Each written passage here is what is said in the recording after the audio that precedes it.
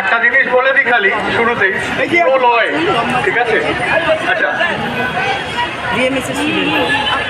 আমি তো এরকম ভাবে কথা বলতে প্রস্তুত থাকি না, তবে তিনটে কথা বলবো। তিনটে প্রশ্ন কখনো ভুলবেন না, কখনো তিনটে প্রশ্ন করতে ভুলবেন না। এক, কে বা কারা অভয়াকে খুন করলো, কেন করলো?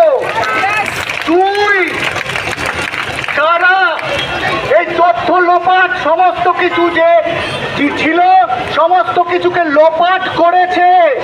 তিন, কারা কার সাহসে এই খুন করতে সাহস পেল, কে পিছনে ছিল তার জন্য খুন করতে সাহস পেয়েছে?